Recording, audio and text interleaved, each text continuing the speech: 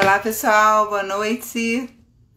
Boa noite, professor Gustavo foi o primeiro a entrar, muito bom. Muito bom. Professor Bruno Combat, uma honra ter você aqui. Minha tia.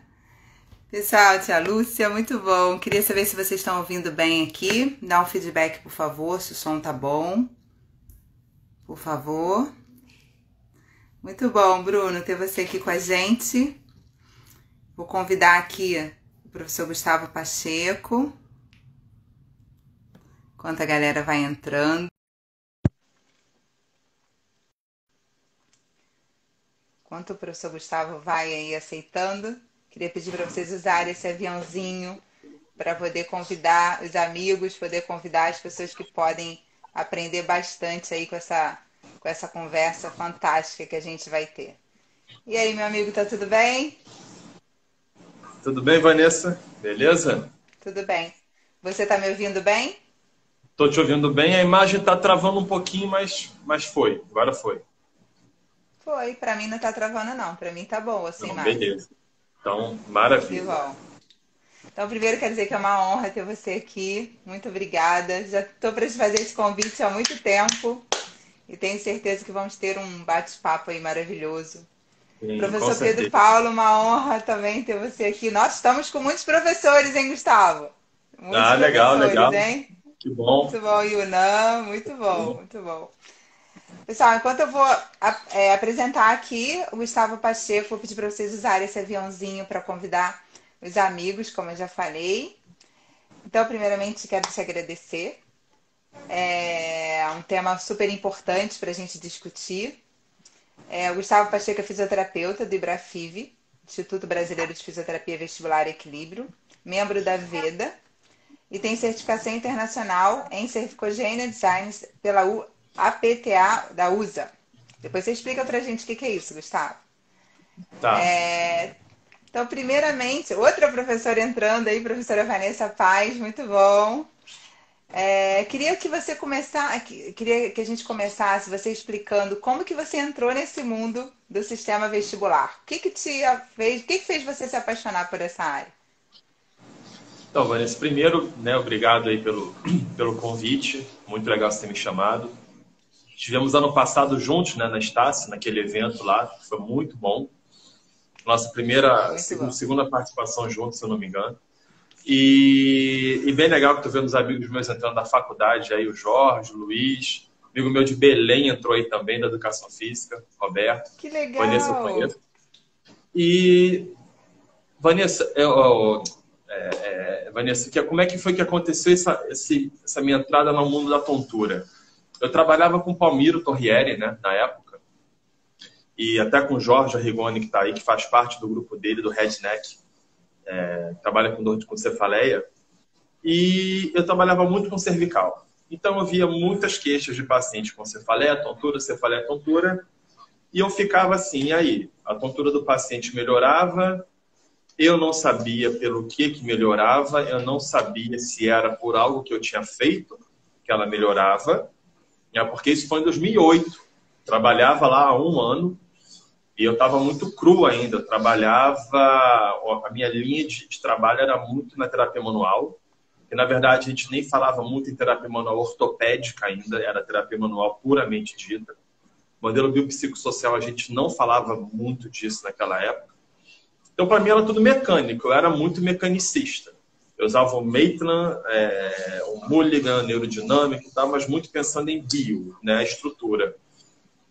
E eu pensava, bom, técnicas manuais na cervical melhora a tontura dos pacientes. Ok. E como melhoram? Não sei. E aí eu descobri, né, por intermédio do Palmiro, a fisioterapia vestibular. Eu perguntei para ele, professor, tem alguma abordagem, alguma linha de tratamento específica para a tontura? E ele me falou, tem um grupo, e me mostrou o grupo.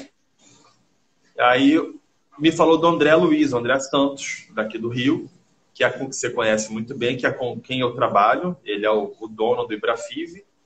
E em 2008 eu fiz o curso dele. Então, há 12 anos, mais ou menos, eu trabalho dentro dessa área. E foi interessante porque eu já trabalhava com a fisioterapia neurofuncional, já gostava muito de trabalhar com isso. E de 2008 para 2013, eu tive um gap de que eu trabalhava com a tontura, eu vi os pacientes com vertigem, eu utilizava manobras para reposicionamento dos cristais da VPPB, que é a causa mais comum. A gente vai falar disso mais para frente, provavelmente. Mas eu gostava de técnicas manuais, então eu ficava, ia cervical. Até que o André me falou, existem 2 professores que trabalham, que pesquisam nessa parte da cervical. Foi quando eu fui para os Estados Unidos, para Utah, para fazer a formação lá, da Cervicogenic Dizziness na faculdade de Utah. Né? E aí você pediu para falar, é uma organização dentro da APTA, que é a Associação Americana de Fisioterapia. Então, ela é chancelada, credenciada, a gente faz prova no final do curso, tudo. Então, ali eu pude juntar a fisioterapia da terapia manual-ortopédica com a neurofuncional em pacientes com tontura. Então, ali eu consegui juntar todo o meu raciocínio clínico. Então, no resumo, Vanessa, eu fui atrás pelo que o fisioterapeuta que eu vejo hoje precisa muito, que é por onde ele se diferencia, que é o raciocínio clínico e o diagnóstico diferencial. Então, a minha questão sempre foi entender de onde vem essa tontura, de onde vem essa sensação de dor de cabeça, de cefaleia, que tipo de cefaleia é, primária, secundária, enfim, e que tipo de abordagem eu posso fazer para cada tipo de cefaleia, porque a gente ainda vê um tudão, né? O famoso tudão. Independente da cefaleia, mobiliza a cervical, fortalece e pronto. E a gente sabe hoje em dia que não é muito por aí.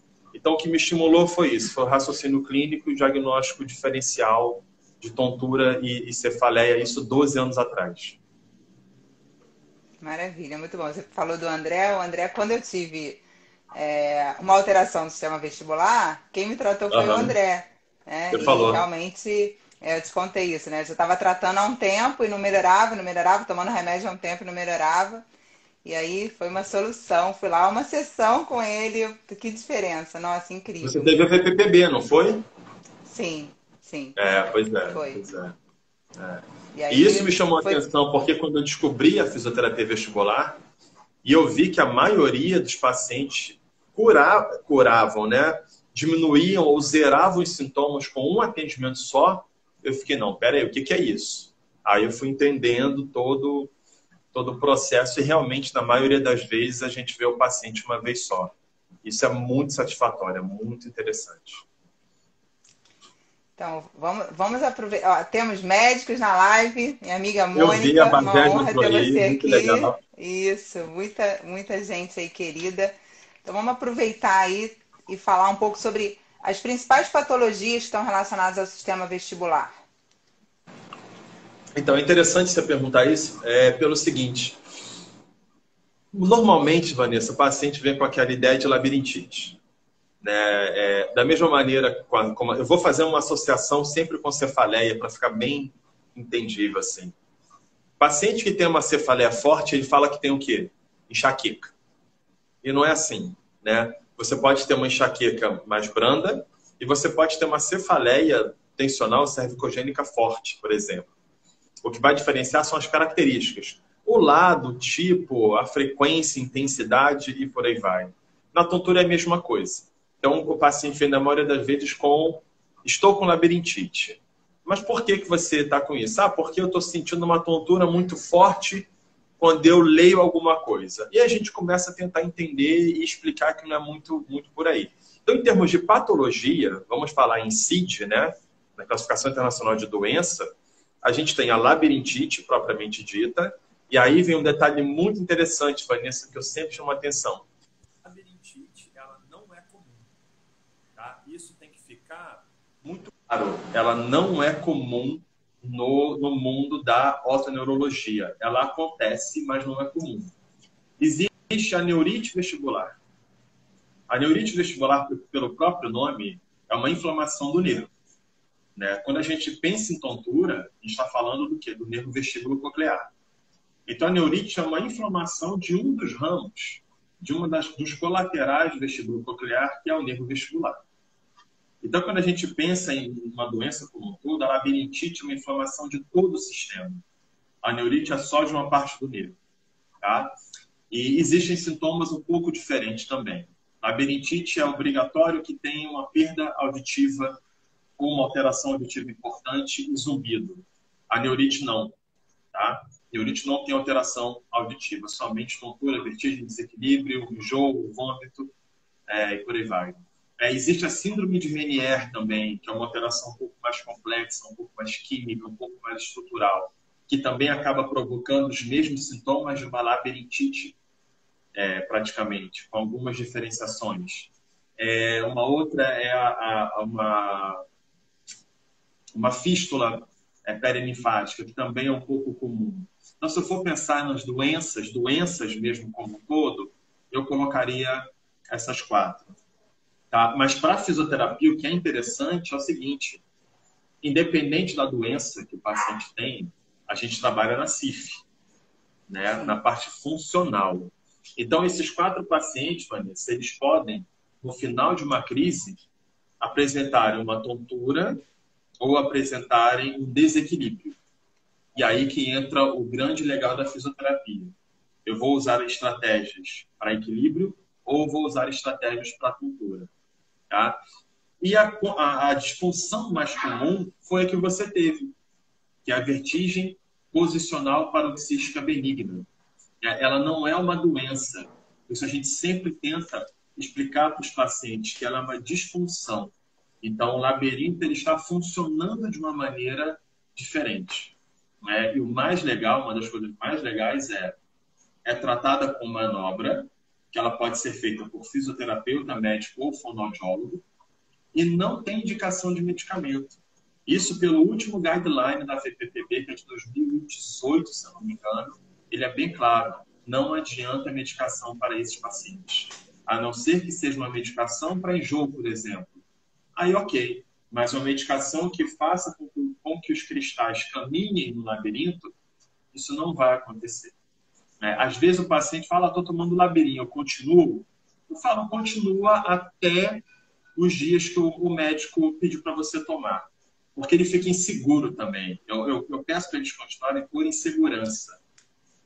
Aí, às vezes, o paciente liga e fala, olha, eu não rodo mais, eu estou bem. Mas você acha que eu devo continuar tomando labirinto? Faltam 3 dias para acabar o ciclo. Eu falo, toma. Porque mal não vai fazer. Então, a gente acaba deixando, né? Então, isso é muito interessante, né? Grande parte do que a fisioterapia aborda é disfunção. A gente trabalha com exercícios, com manobras. As doenças em si, elas importam para a gente saber um pouco do diagnóstico diferencial, entender um pouco de prognóstico. Então, o prognóstico de uma neurite vestibular vai ser diferente do prognóstico de uma síndrome de Meniere, né? Mas o tratamento fisioterapêutico ele pode ser igual, entendeu? Perfeito. Eu te perguntei das patologias e ia te perguntar agora dos principais sintomas, né? Ou seja, quais são os principais sintomas relacionados a isso. Mas você já falou de alguns, você quer complementar com alguma coisa? Eu não estou te ouvindo, Vanessa. Seu áudio sumiu do meu telefone, não sei por quê. Sumiu? Vou repetir. Tá me ouvindo agora? Tá me ouvindo? Não estou te ouvindo. Não? Pessoal, vocês estão me ouvindo? O áudio está no máximo. Deixa eu Me dá um fazer feedback teste aí, se vocês estão me ouvindo. Tá.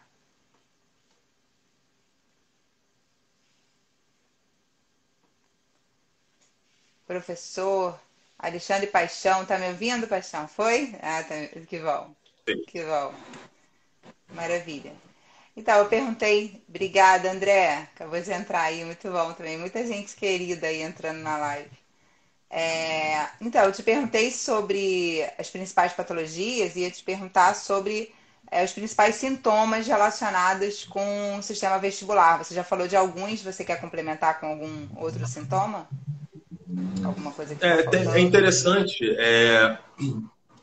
A primeira pergunta, Vanessa, que a gente faz para o paciente quando ele vem com a queixa é a seguinte: o paciente chega e fala, Gustavo, eu estou tonto, ou ele fala, eu estou com vertigem, ou ele fala, eu estou com desequilíbrio. E, na verdade, os pacientes, às vezes, eles não sabem o que eles estão sentindo. Parecia então, que eu estava andando nas nuvens, Gustavo. Parecia, não no lado positivo de andar nas nuvens, sabe? Mas pelo lado negativo. Também. Porque quando eu falo isso, as pessoas falam, que bom andar nas nuvens. Não, no lado negativo. Também tem isso. Então, eles podem falar de flutuação, de andar nas nuvens. Isso. Eles podem falar de mareio, de pressão na cabeça, de um vazio na cabeça e de oscilopsia. Oscilopsia é quando os pacientes veem os objetos em movimento, que é diferente da vertigem, né? A vertigem que eu ia falar agora é o componente rotatório da tontura, tá?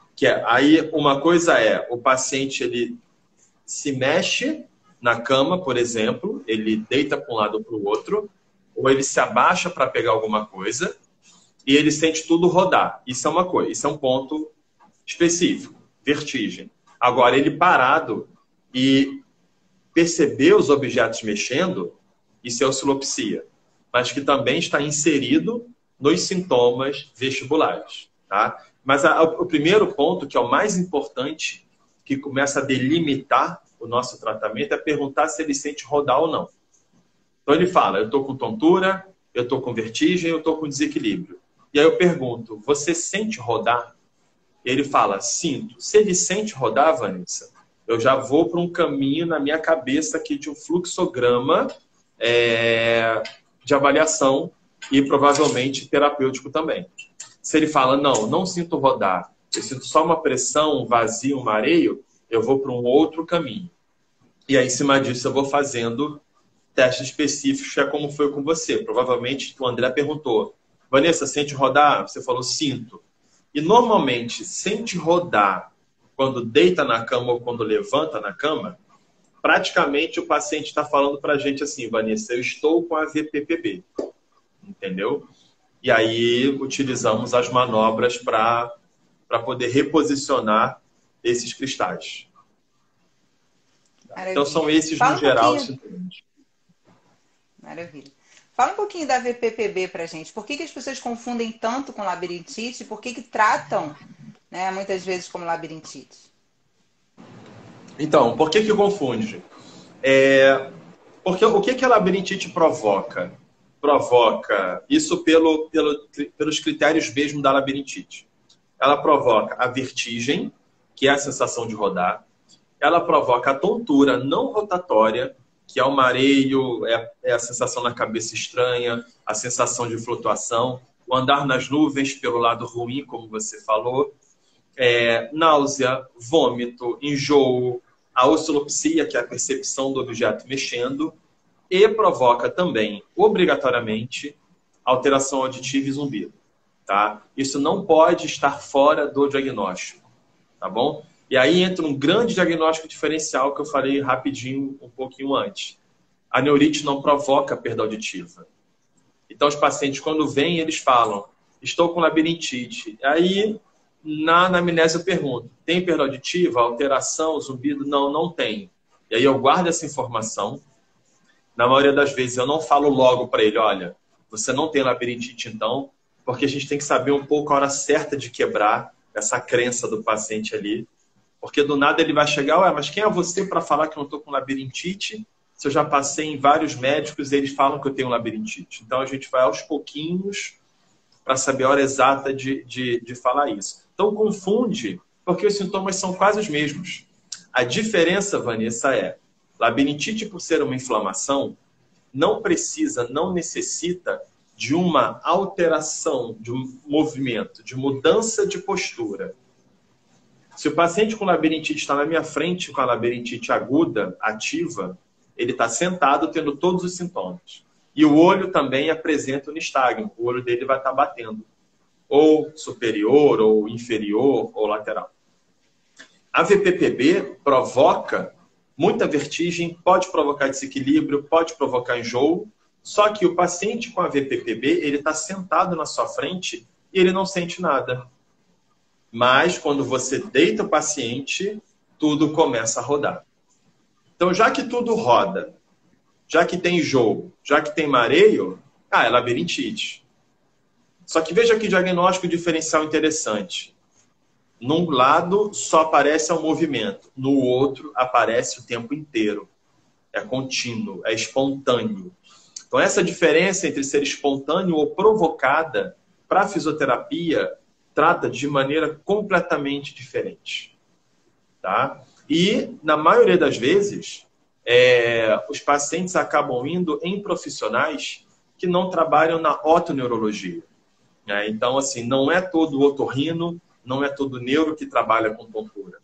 Eles fazem a faculdade de medicina, fazem a residência, mas é necessário fazer uma especialização em otoneuro também.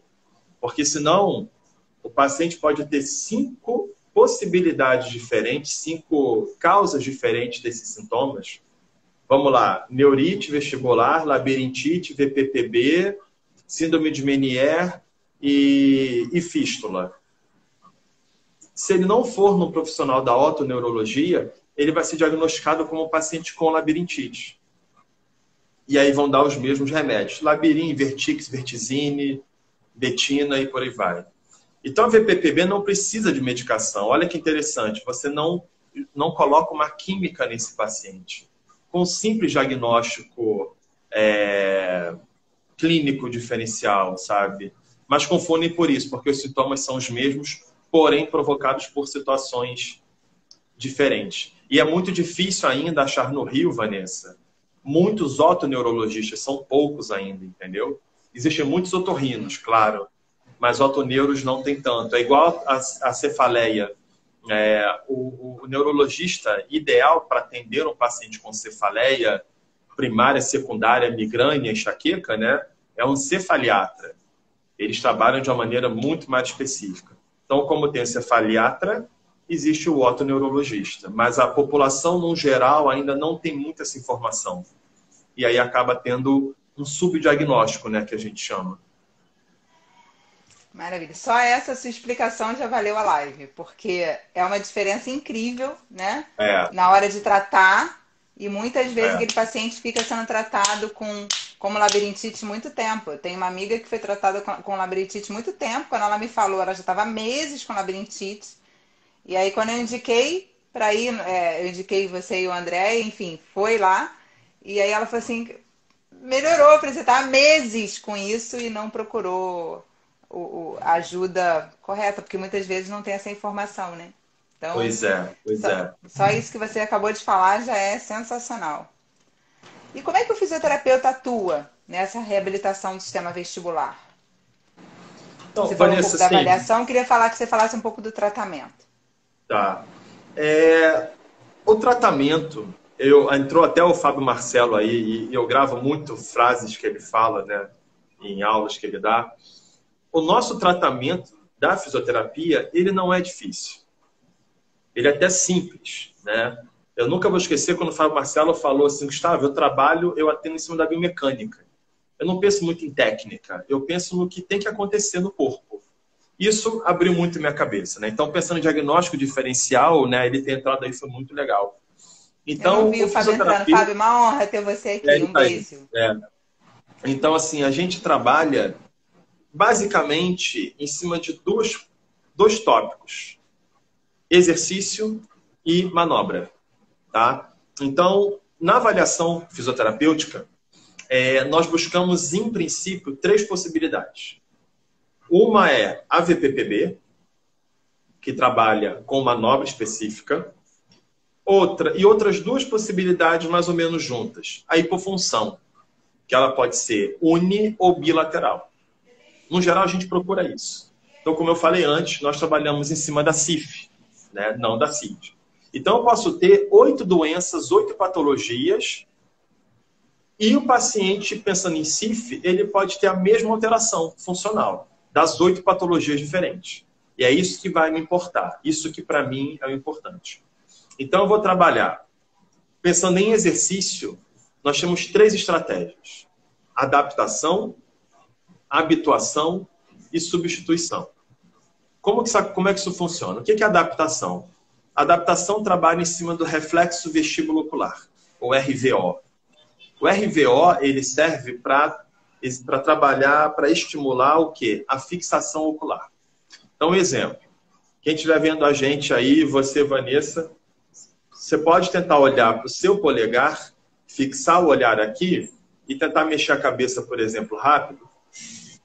Quem tiver sintoma nesse simples exercício, sintoma de enjoo, de dificuldade de fazer, de coordenação, pode ter um atraso no RVO. Tá, Gustavo, mas e na clínica, no dia a dia, como que isso se traduz? É aquela pessoa, Vanessa, que fala para mim assim, Gustavo, eu estou andando na rua e quando eu estou caminhando e vou olhar para o lado, eu fico meio tonto. Gustavo, eu estou em casa, eu estou sentado e quando eu vou ficar de pé, eu fico mareado. Eu viro para os lados na cama e eu sinto enjoo. Então, às vezes, essa falha da fixação pelo RVO provoca esses sintomas. E aí, veja que interessante como vem o diagnóstico diferencial de novo. Uma coisa é você se mexer na cama e ter a tontura não rotatória, em várias direções. Isso provavelmente é uma falha do RVO que entra numa hipofunção que se trata com exercício. Outra possibilidade é me virar na cama para uma direção e tudo girar. Isso pode ser uma VPPB que se trata com manobra. Então, esse é um grande diagnóstico diferencial também que a gente utiliza. Então, a adaptação é você estimular, tá, pela fixação ocular esse reflexo, o vestíbulo ocular ou RVO, tá bom? E existem evoluções. A gente começa com a cabeça em movimento, o dedo parado, depois o dedo em movimento, com o paciente sentado, de pé, num pé só, em Romberg, que é com os dois pés juntos, em tandem position, que é um pé na frente do outro, caminhando para frente, caminhando de costas e fazendo esse trabalhinho, tá? Isso é adaptação. A habituação, pelo próprio nome, ela trabalha a habituação do labirinto, dele se readaptar a não provocar sintomas em diferentes posições. Então, eu posso pedir para o paciente o seguinte: eu faço determinados movimentos com ele na cama, na maca, e aí eu vejo, por exemplo, 3 movimentos que mais provocam sintomas nele. Por exemplo, ele de DD para sentado, ele sentado virar a cabeça desse jeito, ou ele em pé fazer giros de 360 graus. Se esses 3 forem os 3 movimentos mais sintomáticos, são os deveres de casa que ele vai ter que fazer, mesmo que provoquem sintoma. Porque o labirinto precisa habituar a entender, o cérebro dele precisa entender que aquilo ali é normal. Tá? Então, você vai habituando o labirinto. Essa é a segunda possibilidade terapêutica. E a terceira é a substituição. O que é a substituição de sistemas? De maneira geral, nós temos 3 sistemas que são ligados ao equilíbrio. O labirinto, o visual e o somatosensorial. São esses 3. Ultimamente tem sido colocado também a propriocepção cervical. Mas vamos pensar nesses 3.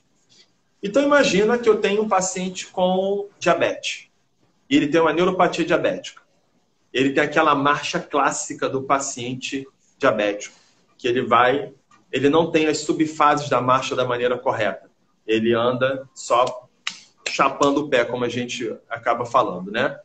Então, se ele tem o sistema somatosensorial alterado, o que eu vou fazer com ele? Eu vou substituir o sistema dele. Eu vou dar pistas visuais e vou dar pistas vestibulares.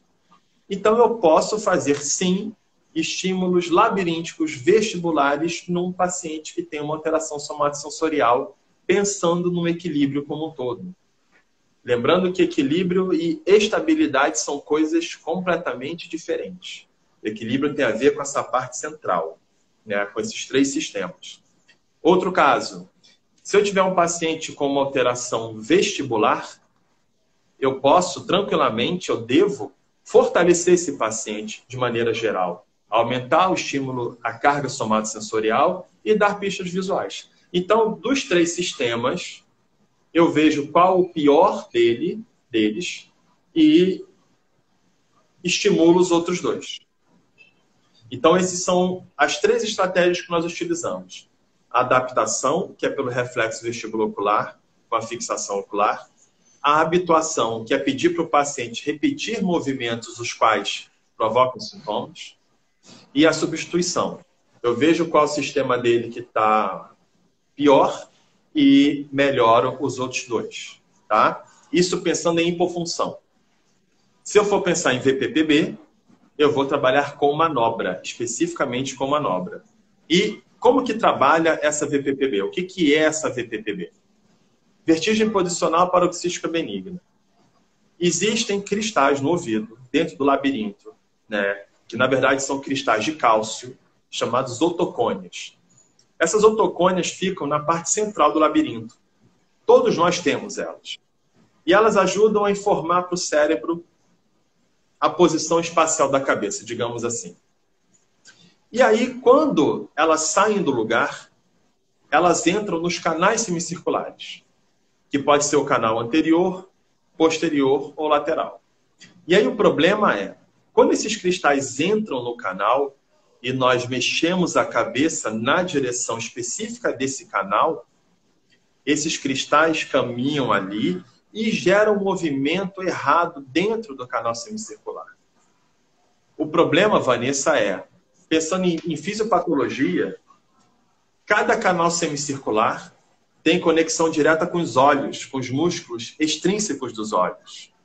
Então, o nistagmo que acontece, ele acontece porque um dos canais semicirculares, ele ativa e desativa, ativa e desativa. E aí o olho começa a fazer isso. Então, olha só que coisa linda da gente imaginar com o paciente na hora. Eu estou olhando para a câmera, tá? E aí eu levo a cabeça para cima. Quando eu levo a cabeça para cima, eu tenho um reflexo que faz com que os meus olhos se direcionem para baixo, para eu continuar fixando o olho na câmera, tá? Quando eu levo a cabeça para trás, os meus canais semicirculares posteriores, eles ativam, tá? Isso é normal. Se eu tenho a VPPB nesses canais, o meu canal posterior vai ficar ativando e desativando. Olha a loucura. Se o meu canal posterior ativa para os meus olhos descerem, quando ele desativar, os meus olhos vão para onde? Vão subir.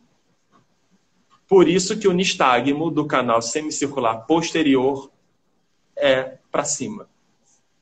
E o contrário funciona também. Se eu levo a cabeça para baixo e os meus olhos sobem, que é o normal, se a minha VPPB for de canal anterior, os meus reflexos não vão funcionar. Então, os meus olhos não vão subir, eles vão ficar batendo para baixo. Então, acontece uma anulação do canal pelos cristais. Essa é a explicação neurofisiológica do nistagmo. O canal desativa. Fantástico. E o reflexo para os músculos oculares não funciona. E aí o olho fica no nistagmo. É bem interessante pensar nessa fisiopatologia. Nossa, adorei essa explicação, muito boa. É legal, né? Bem interessante. Muito interessante. Tem outras causas para nistagmo, né, Gustavo? Tem. Só para você ter uma ideia, Vanessa, saiu há pouco tempo um consenso da Barani Society, que é a sociedade mais importante do mundo. É uma sociedade sueca. E existem mais de 200 tipos de nistagmo. Existem os nistagmos fisiológicos e os patológicos. Então, você pode ter nistagmo pela VPPB, você pode ter nistagmo por fadiga, você pode ter nistagmo por lesões centrais. E é interessante se você consegue... alteração do sistema nervoso autônomo. Claro, também. E se você tem uma alteração, se você consegue estudar, saber entender direitinho o nistagmo, você consegue entender a topografia da lesão. Então, existe o nistagmo provocado por lesão na ponte, no mesencéfalo, no bulbo, na fossa posterior, no ângulo ponto cerebelar, que é a alça vascular. Você consegue entender isso tudo e existem pesquisadores que falam só sobre isso. Então, isso é muito interessante. Existe o nistagmo de uma neurite vestibular, de uma labirintite, que é um nistagmo também bem interessante de falar. Imagina que seu paciente está sentado de frente para você e o olho dele está batendo para a esquerda, por exemplo. Tá? E aí você pede para ele seguir o seu dedo. E aí ele vai olhar para a esquerda e, por exemplo, o nistagmo aumenta. Quando você leva o dedo para a direita, o nistagmo, às vezes, ele pode diminuir ou parar. Se o nistagmo tem esse comportamento, grande chance dele ser periférico. Agora, está batendo para um lado, você pede para ele seguir o dedo para o outro e o nistagmo muda de direção, isso é um mau sinal, isso pode ser uma bandeira vermelha. grande chance de ser um nistagmo central.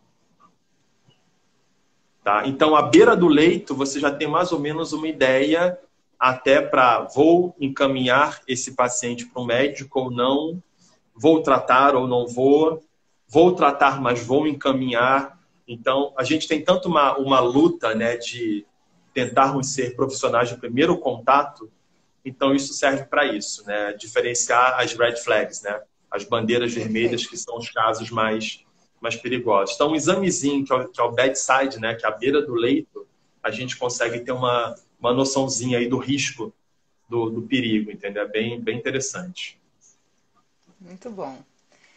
E agora tira uma dúvida minha. Quando esses Pode falar. cristais saem do lugar uma vez, tem mais chance de sair de novo? Então, por exemplo, uma pessoa que nunca os cristais saíram. É igual uma entorse de tornozelo? A pessoa tem mais chance do cristal sair novamente? Olha, você quer que eu te fale a verdade por você já ter sido paciente de BPPV? Sim, sim. Sim, Na verdade, existe sim. bastante. Eu já imagino a resposta, até já li sobre essa resposta, sobre o que eu estou te perguntando, mas Aham. eu quero ouvir de você para o nosso público É. aí ficar sabendo sobre isso. Existe sim uma chance maior. Ah, não acredito. Puta que pariu. Isso. Deu alguma coisa errada falando, pessoal. Não sei o que aconteceu. Deve ter sido alguma coisa na internet, que a internet dele está pensando.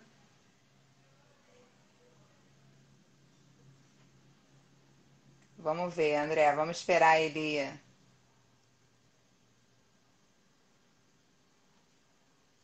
Ele saiu aqui. Vou convidá-lo novamente.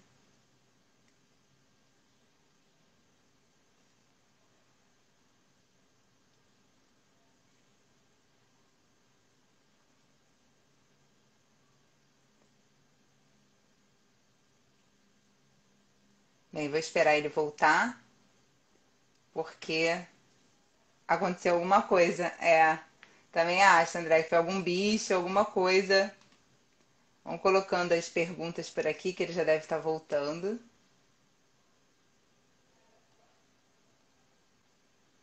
Foi bem espontâneo, né, André? Deixa eu ver as perguntas aqui de vocês. O Fábio fez uma pergunta aqui que ele falou que é uma continuação. A interferência dessas alterações e serem fatores de risco para lesões articulares ou musculares. Vamos perguntar para ele quando ele voltar se isso é genético, porque uns têm, outros não. Vamos ver se ele já está aqui de volta.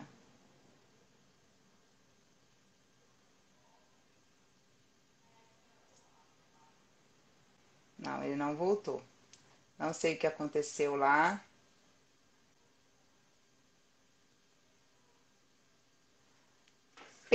Professor Pedro Paulo está perguntando onde que ele atende, né? Então, Fábio, é porque eu tinha. Deixa eu tentar voltar aqui, deixa eu ver se eu consigo. Porque eu tinha travado os comentários, né? E aí não tá aparecendo para mim. Porque quando eu travo os comentários, eu travei quando ele estava mostrando a. Não aparece para mim. Quando ele estava mostrando a imagem, né? Falando sobre o nistagmo. Então ele atende no Ibrafive, Pedro Paulo. Eu não sei exatamente onde que é. Quando ele voltar, vamos ver se ele consegue voltar, né? Não sei o que aconteceu. Pessoal, enquanto a gente espera o Gustavo Pacheco voltar, vou aproveitar e vou falar que essa é a nossa última live do ano. Live profissional, talvez eu tenha algumas outras lives aí esse ano ainda, mas lives com relação vamos pensar, vamos refletir um pouco sobre o ano, sobre metas para o ano que vem. Ipanema, o Eduardo colocou aqui. Obrigada, Eduardo. Depois a gente pergunta para ele. E todas as lives, eu comecei a fazer live desde o início da quarentena, mais ou menos em abril. Então todas as lives estão salvas lá no meu canal do YouTube, Vanessa Knusti. Então todas as lives lá, tem lives maravilhosas. Ó, o Gustavo já voltou.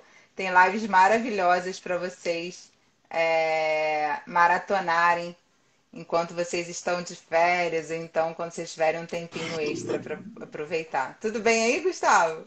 Agora sim, deu uma pane geral aqui, mas voltou. Agora voltou. Mas tá tudo bem? Tá, tranquilo. A gente não sabia se tinha sido algum bicho, alguma coisa, algum bichinho que foi lá na internet ou no celular que virou. Não, deu pane geral na internet. Mas agora foi. Vamos lá, tem algumas Voltei, Roberto. perguntas Não aqui. fique com saudade. Roberto tava com saudade de mim, Lívia. Ó, eu tinha te perguntado sobre a pessoa que tem uma vez se pode repetir, mas a gente tem algumas outras perguntas, mas vamos nessa primeiro. Tá, sim, pode ter. A literatura, na verdade, Vanessa, em relação à VPPB, ela é muito confusa em muitas coisas, né? Por exemplo, ninguém tem noção real do porquê que acontece. Existem especulações, existem hipóteses. O que eu posso te dizer, que pela literatura que tem, é que mais de 60% dos casos são idiopáticos. Ou seja, não tem causa aparente. Acontece e ninguém tem... Essa era a pergunta, desculpa te cortar, mas era a pergunta do André, se é genético, por que umas pessoas têm, outras não. Ah, legal, legal. Então, assim, idiopática é a grande causa, outras causas. O que tem saído de literatura ultimamente? Baixa de vitamina D tem sido correlacionada com a recorrência, não com a causa, o que é interessante. Osteoporose, relacionada com a recorrência, não com a causa. Porque se a gente pensar, são cristais de cálcio. E tem uns trabalhos interessantes mostrando, por microscopia, a imagem das otocônias saudáveis, jovens, e as imagens das otocônias em idosos, só que em ratos jovens e ratos idosos. Você vê no rato jovem, a otocônia é uma pedra bonitinha. Nos idosos, ela está toda porosa, está toda trincada, rachada, entendeu? Então, esse pode ser um dos motivos, tá? Vitamina D, osteoporose, alterações hormonais, principalmente estrógeno, e alteração também da tireoide. Isso tudo é hipótese, é o que parece ter correlação. Agora, por exemplo, um paciente já tem uma tendência a ter a VPPB. E aí ele fica muito tempo com a cabeça para trás. Cadeira de dentista, salão de cabeleireiro. Muitos pacientes, muitas mulheres vão para o salão, botam a cabeça para trás, quando levantam, tudo começa a rodar. Né? Porque pode ser que faltava só aquele mecanismozinho final ali para sair do lugar. Ou o paciente ficou deitado muito tempo de barriga para cima.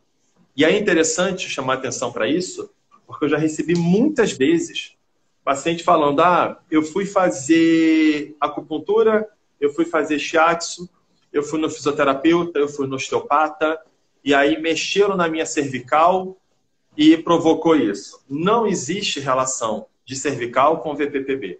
Tá? Em humanos, a cervical não provoca vertigem. Ela pode provocar tontura, a não rotatória ou desequilíbrio. A rotatória não tem correlação. Tá? Então, isso é importante explicar para os pacientes, porque às vezes eles vão fazer o tratamento comigo e ficam com medo de voltar a fazer massagem, voltar a fazer shiatsu, voltar para o osteopata, que ele já trata tanto tempo a cervical, por exemplo, e eu falo, não, volta, não tem a ver. O que você vai fazer é ter uma restrição por um tempo, de uma semana, de não ficar muito tempo em DD. E aí depois você volta e vamos ver o que vai acontecer. Então, isso eu sempre explico. Pilates também. Ultimamente, os pacientes estão pendurados no Pilates aí, de cabeça para baixo. Isso pode ajudar a ter mais recorrência também. Agora, vou pedir para ele não fazer? Não vou pedir. Se ele voltar a fazer, tiver outra crise, voltar a fazer, tiver outra crise, aí é do bom senso dele falar, realmente, eu tenho uma predisposição a ter e não posso mais fazer isso, entendeu? Mas as causas são inúmeras e são muito hipóteses mesmo, Vanessa. Não tem uma causa fechadinha ainda não, entendeu? E não tem como prevenir, esse é o problema. Então, assim, eu posso tratar um paciente hoje, ele ficou legal, daqui uma semana o sintoma volta. Não quer dizer que aquela primeira não foi tratada. Ela foi tratada, só que ele teve de novo. Ou ele pode ter daqui a 1 ano, 2 anos. Não tem como prevenir, a não ser que sejam essas alterações sistêmicas das quais eu falei. Da vitamina D, tireoide, e aí você vai fazendo esse controle, entendeu? Mas a recorrência, ela é maior em quem já teve, sim. E é comum chegar paciente para você e falar que após um chicote, após um acidente de carro, ou após descer de um tobogã, enfim, alguma coisa assim que fez um chicote cervical e teve uma crise? Sim, é bem comum. Eu já tive paciente que depois de montanha-russa, ele abriu o Montanha-russa. quadro. Acidente sim, porque faz o movimento do chicote, eles deslocam. Já tive paciente que caiu de escada, de acho que foram 2 metros de altura. Então, assim, qualquer mecanismo, Vanessa, que envolva esse chicote, ele pode ser provocativo sim. Só que muitos pacientes com chicote não têm. Então, a gente acaba não podendo colocar isso, ó, é uma causa. Não, pode ser uma causa. Que a grande maioria dos pacientes que tem chicote, posso estar errado, acho que não tem a VPPB. Vem mais com a parte da cefaleia, da migrânia, entendeu? Muito mais para esse lado. Mas já vi jogador de futebol que foi cabecear a bola e trombou, né? Cabeça com cabeça também acontece. Ginasta, já tem de ginasta na pirueta, né? Então, Eu estamos todos confesso para aí para... você. Pode Pode falar. falar. Não, então estamos todos ali, podemos todos nós, a qualquer momento, abrir um quadro de VPPB. Eu confesso que eu adoro montanha-russa, mas depois que eu tive a crise, eu não tenho mais coragem de ir. E até o meu marido, uma vez a gente foi num parque, ele falou, mas você adora? Eu falei assim, só se você souber fazer a manobra. Se você não sabe fazer a manobra, eu não vou, eu não tenho coragem. Depois que porque você teve a própria montanha-russa dentro da cabeça, né? Então você não quer a montanha-russa Exato. mais aí. Pois é. Olha, o Fábio fez uma pergunta que ficou cortada porque foi a hora que eu desativei os comentários, mas eu acredito que seja o seguinte. Ele perguntou qual a interferência, me corrija aí, Fábio, se não foi isso. Qual a interferência dessas alterações serem ou não fatores de risco para lesões articulares ou musculares? Ou seja, pessoas que têm esse tipo de alterações do sistema vestibular, isso gera mais chance de ter riscos desse tipo de lesão articular ou muscular? Vanessa, assim, eu pensaria isso de maneira um pouco indireta, porque os pacientes com tontura, cronicamente falando, eles têm um comportamento muito parecido com os pacientes de dor crônica. Eles começam com hipervigilância, eles têm cinesiofobia, eles têm crenças. Então, eles começam o quê? Imagina só, você roda a cabeça para a direita, fica tonto. O que você vai passar a fazer? Você para de rodar a cabeça para a direita. E aí, o que vai acontecer? Bloqueios articulares, retrações musculares, alterações funcionais de cervical, de torácica, de cintura escapular. Então, eu sim vejo muita relação, até porque, como eu falei, eu juntei, né, a parte neurofuncional com a terapia monoortopédica, depois que eu fui fazer a formação cervical. Então, eu faço sempre, sempre, em todos os meus pacientes de fisioterapia vestibular, eu vejo amplitude de movimento de cervical, torácica e ombro, em todos eles, para ver se tem alguma relação e pensando em algo mais funcional. Quando a gente pensa em desfecho, não adianta você só tratar a tontura do paciente. Ele não é uma tontura só. Não adianta nada você melhorar a tontura dele se ele ainda não consegue rolar na cama. Não mudou em nada. Funcionalmente falando, por isso a CIF, na brincadeira, o que adianta o desfecho tontura melhorar se o desfecho rolar como atividade não mudou? Não adiantou para nada. Então é interessante a gente tratar essa tontura, ok, mas estimular o paciente ao movimento. Então, pensando de maneira indireta, sim, eu vejo relação entre tontura e alterações musculoesqueléticas, com certeza, não tenha dúvida. Maravilha. Deixa eu ver quem é que fez uma pergunta aqui. A Li Taveira perguntou se a aforia está relacionada à hipofunção. Aforia? Me lembra o que é isso, Vanessa? Não estou lembrando agora. Me deu um branco aqui. Aforia? Também não tô. Se puder escrever, não me vem na cabeça sobre Explica pra aforia. gente enquanto eu vou para a próxima pergunta aqui que o Wanderson colocou, do olho preguiçoso. Se isso tem alguma relação com o olho preguiçoso. porque o filho dele tem olho preguiçoso? Ah, não, aí já é uma alteração muito mais genética e o trabalho é um pouco diferente. Se eu fosse pensar numa área da fisioterapia para trabalhar com esses pacientes, seria muito mais um paciente, um fisioterapeuta que trabalhasse na reabilitação visual, muito mais do que na fisioterapia vestibular. Porque no caso desses, não seria o RVO, não seria o reflexo vestibulocular. Teria muito mais a ver com a própria ativação muscular dos músculos dos olhos, extrínsecos, intrínsecos, entendeu? Então, porém, ó, aí vem o interessante. Acho que a Esses aforia, pacientes... Gustavo, é a falta de foco, mas alguém vai lembrar a gente aí, a falta de focar em algo, mas alguém ajuda aí. Ah, é? Mas desculpa, te cortei. Mas eu só Tá. tô achando aqui, porque eu já Não, ouvi esse beleza. termo, mas não tô É, lembrando. Mas desculpa já te ouvi também, cortar. mas não me faltou É, aqui agora. Mas uma pessoa com esse olho preguiçoso, uma criança com olho preguiçoso, ela pode ter tontura, ela pode ter enjoo, ela pode ter dor de cabeça. Todos os sintomas de uma labirintite e pode até confundir com uma migrânia, por exemplo. E aí vem o diagnóstico diferencial. Se for uma alteração puramente mais muscular, a fisioterapia vestibular não vai conseguir trabalhar com esse paciente. Aí são exercícios mesmos de antigamente de ortótica, que a gente está vendo muito pouco profissional de ortótica no mercado, né? E, enfim, mas a reabilitação visual ela está ganhando muita força no Brasil agora. então, a gente precisa, inclusive, de profissionais. É uma área que a fisioterapia podia aderir mais, né, em relação a esses exercícios da ortóptica, né? Eu acho É, não tenha que dúvida, não tenha dúvida. É. Bom, aqui no Rio, ano que vem, vai ter curso nessa área. Eu estou pensando até em fazer. vou ver também. Acrescenta muito os pacientes tontura. Perfeito. Olha, o Pedro Paulo perguntou aqui se a gastrite, se tem alguma coisa na literatura que a gastrite pode gerar VPPB. Foria é de Então, foco mesmo. Ó, o é, Luiz Eduardo colocou. É incapacidade de focar. É isso mesmo. foi o Luiz Eduardo, meu amigo de faculdade, muito legal.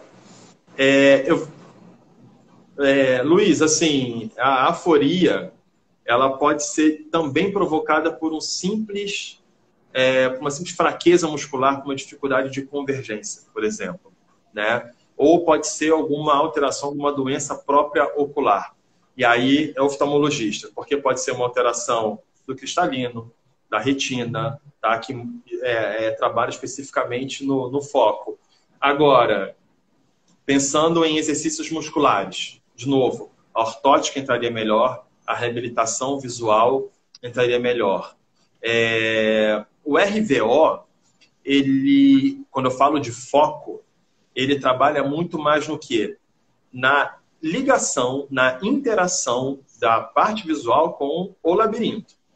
Então, a capacidade que eu tenho de ficar com a cabeça parada, olhando para um ponto, e mexer a cabeça e não sair do ponto, é que tem a ver com RVO.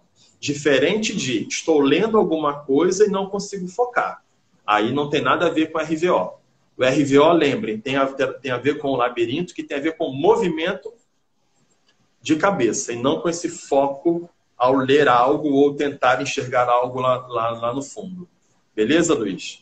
E o que Pedro Paulo falou, ele fez duas perguntas. Uma da VPPB com a gastrite e a outra sobre antibiótico também, que ele falou, perguntou agora há pouco aí. Vamos lá, gastrite não provoca VPPB até hoje, até onde a gente sabe, né? Como eu falei, as causas são inúmeras aí, não tem, ninguém Mas consegue você bater falou o de uma martelo. relação de tireoide, né? Aí se a gente pensar em E a alguma gente já coisa sabe de uma relação secundária, de tireoide com a gastrite, né? Com o isso, aí estômago. se a gente for pensar em Com o intestino. Aí se a gente for possibilidade, pensar, a gente vai.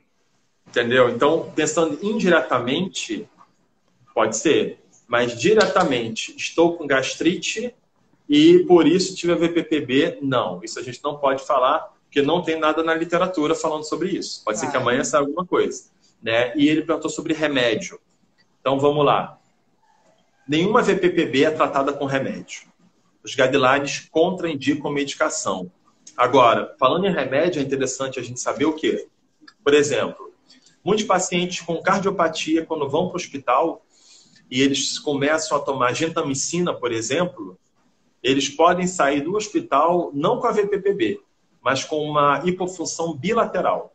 A gentamicina, Vanessa, ataca diretamente o labirinto e os dois labirintos desativam. E aí, olha que interessante, um outro diagnóstico clínico. A hipofunção unilateral, ela cursa muito mais com mareio e enjoo.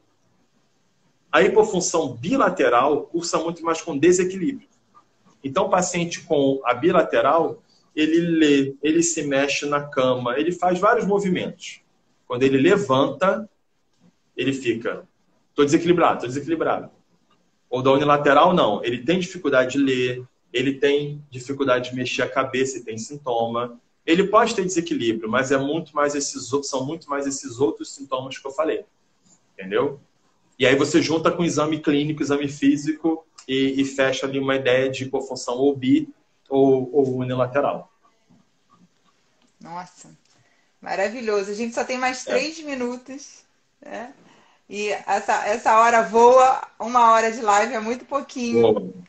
Mas foi fantástico, Gustavo, maravilhoso. Tenho certeza que quem está assistindo e quem vai assistir depois aprendeu muito e está aprendendo muito. Então, te agradeço muito. Eu não gosto que o Instagram corte a gente. Mas antes dele cortar, o Pedro Paulo também perguntou onde você atende. Então, eu queria que você falasse um pouquinho de onde você trabalha. Queria que você falasse um pouco do seu curso. Você já tem algum curso aí programado? Então, eu trabalho em Ipanema, lá com o André Santos, né, da Ibrafiv, e o curso funciona da seguinte maneira, resumindo. São 2 módulos, um básico e um avançado. O módulo básico é o André que ministra, são 3 dias de aula, de sexta a domingo. E o módulo avançado, ele fala mais especificamente de um avanço da VPPB, tem algumas outras variações mais importantes. Ele fala de migrânia vestibular, ele fala de pediatria também, tá? E eu entro com a cervicogênica e com um treinamento de equilíbrio baseado no PNF, tá? Para paciente com tontura. Porque, como eu falei, não adianta você trabalhar o desfecho tontura se o desfecho rolar não funciona. Então, eu mostro estímulos simples do PNF, como que a gente melhora o rolar, o sentar e levantar e a marcha, que, pelo que a gente vê, são as 3 atividades e participações que ficam mais alteradas nos pacientes vestibulares. Então, o avançado ele é mais ou menos assim. E o curso próximo, se eu não me engano, vai ser em abril. Mas é só entrar no site, www.fisioterapiavestibular.com.br, que é a da clínica. E lá tem toda a agenda também. Tá? Maravilha. Muito bom. Beleza? Então, primeiro quero te agradecer pela live, foi fantástica, muito conhecimento, muito obrigada. Lá na Estácio já foi fantástica, ao vivo aqui foi maravilhoso, e é o que a gente pode no momento, né, fazer as lives. Então, quero te agradecer muito por essa live fantástica. Já pediram para marcar ano que vem, parte 2, então já te deixo aqui o convite, se você topar, e aí falar um pouco mais dessas outras patologias aí, falar um pouco mais do 8º par craniano, vestíbulo coclear. Então vai ser aí uma honra se você puder, a gente combina. Quero agradecer todo mundo que está assistindo, todo mundo que me acompanhou esse ano todo com essas lives. Todas as quartas-feiras a gente teve live. Então, como eu falei, elas estão todas no meu canal do YouTube. A de hoje também vai para lá, que o Gustavo já autorizou. Agradecer a todos os professores que estão aqui, Bruno Combat, Pedro Paulo, Alexandre Paixão, Fábio Marcelo, Mônica, minha amiga otorrinolaringologista. Seria ótimo se todos os otorrinos estivessem aqui para poder entender como a gente pode atuar, né? Como a fisioterapia pode atuar. Professor Rafael Bittencourt, Marcelo Tenreiro, muitos professores aqui. O André Bezerra aqui participou bastante da live. Então, obrigada. E quero agradecer ao Tailan e à Renata, que vieram a todas as minhas lives o ano inteiro. Então, Renata, muito obrigada. Uma honra ter a companhia de vocês aqui todas as quartas-feiras. Gustavo, dá seu recado e muito obrigada por essa live fantástica. Eu que, de novo, te agradeço muito a oportunidade de poder falar de uma área da fisioterapia que ainda poucos fisioterapeutas conhecem, na verdade, né? Então é sempre bom estimular. E o mais interessante é mostrar que esses pacientes com tontura, com vertigem, eles têm sim um tratamento específico E na grande maioria das vezes, não são poucas vezes, a grande maioria das vezes, o tratamento é feito com exercício e manobra, e não com medicação, e muito menos com repouso. A não ser que seja uma inflamação grave, ok, aí vai ser diferente. Mas o labirinto, ele funciona com movimento. Então, o tratamento vai ser baseado em quê? Em movimento. Não tem outra possibilidade. Então, eu te agradeço muito. Espero ter estimulado aí algumas pessoas a irem para esse mundo, né? Porque nesse horário agora, 8 da noite, deve ter um monte de gente em casa aí, com tudo rodando e não sabe que tem um tratamento legal. E outra coisa também, não especificamente tratar, mas com diagnóstico diferencial. Tem muitos amigos meus que fizeram um curso numa ideia de entender, né? A fisioterapia chamaram no Pilates. E eu senti tudo rodar quando eu fiz o movimento. Eles faziam os testes no Pilates e encaminhavam para a gente, porque eles conseguiam entender por diagnóstico diferencial. Então, isso é muito importante. Mesmo que a gente não trate, é importante saber referenciar para outros colegas de áreas mais específicas. É sempre muito bom. E agradeço também a amigos meus de faculdade que estavam aí. Luciano Corrêa, de Petrópolis, também um baita fisioterapeuta vestibular também. E é isso, Vanessa. Muito, muito obrigado pela oportunidade. Obrigada, eu que agradeço. Pessoal, antes de fechar, quero agradecer minha família. Família Knust estava em peso em várias lives, então agradecer a todos eles que moram aqui no meu coração, que eu tô morrendo de saudade de vocês. O ano inteiro sem ver vocês é muito para mim. Mas se Deus quiser, ano que vem a gente tira fora. Gustavo, um beijo grande, obrigada. Obrigado a você, Vanessa. Até a próxima.